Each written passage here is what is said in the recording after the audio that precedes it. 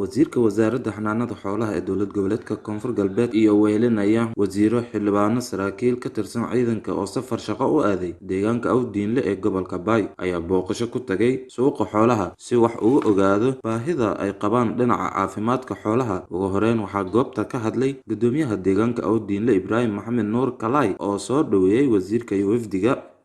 waysiin sheegay mayl raayis maadaama hata suuqii xoolaha la surinyi wasiir holo dhagatadan ku nool deegaankan Awdiinle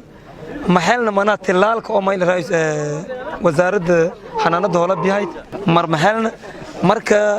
wali siin codsadaan maadaama mayl raayis wasiir oo hadii wax barashada hadii xanaanada oo hadii xildhibaanada kulligin buroogdan mayl raayis reeyn wali ma mahaday farante afka jarto la dhigay maadaama geeka mayl raayis walbanaani shalirna wafdigan baahiyaha oo mana deegamadan ka jarta oo koogata hadii nagata mana geel hadii nagata mayl raayis irinka hadii nagata mayl raayis hoola oo dhini salga diisin mahaysadan aafamad dhimaastir mahaysadan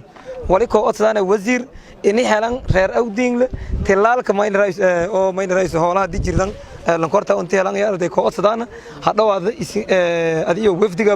dhinaca kale wasiirka wasaaradda xanaanada xoolaha Mukhtaar Maxamed Guuleed ayaa ka hadlay oo na ballan qaaday in ay heli doonaan dhinaca xanaanada xoolaha ay dhawaanahan ay ka codsadeen iyadoo Awdiinle laga shaqeeyay nabadda iyo horumarka. run ahaantii eedadan in farxad galiyaasgeek intii uu ka sugna deegaanka Awdiinle gaar ahaan aan oo ku darar wasaaradda xanaanada xoolaha magaagasheena ka hadalaw in geek uu ka sugna suuq weynihii deegaanka Awdiinle oo geekna ka toostay maalin Jimaace oo si sin aragaytan bulshada eed waliba waa ganacsatada xoolaha iyo badan sin aragaytan run ahaantii suuna dareemahayna suuq waliba suuq eedin weyn waana tuulooyinka ka hareeraysan deegaan weynaha Awdiinle dhamaantiyo xoolaha leen ku sheenahayo suuna aragayno baahi badan ee ku jira suuq gudaashay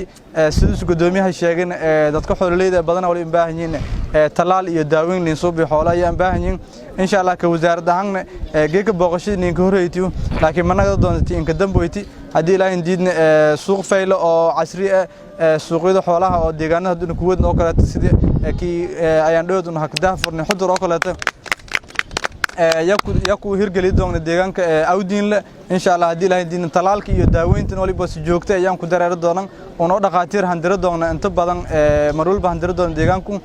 xoolo daaweynta iyo qayb qaadan ka wasaaradda xanaanada xoolaha ahaan waliba diyaaran ana walwalba maamulka deegaanka Awdiinle usoo codsadii oo baahiyaha wasaaradda ka saabsan ay hay intii uu dhameystirno hadii aan dhameystir karno habilawno maamulka ku dib intii uu ku deeri karo markaas si deersin yar rajayna hadii laan din eedadan ka farxsan gudoomiye qaabka quruxda wanaagsan adii shacabka iyo maamulka in iska hirintiin oo deegaanka ka dhawaayteen run ahaantii waan waliba ni dhiirigeliyaas in uu hatta ilaa heer madaxweyne markuu hawadna uu Awdiinle booqdaan haba uu erno yani dhiirigeliyaas Awdiinle waliba ku dareemahayna in horumar eedan weyn iyo dhismo balaaran ayaa ku dareero goobihii waxbarashada caafimaadka ganacsigii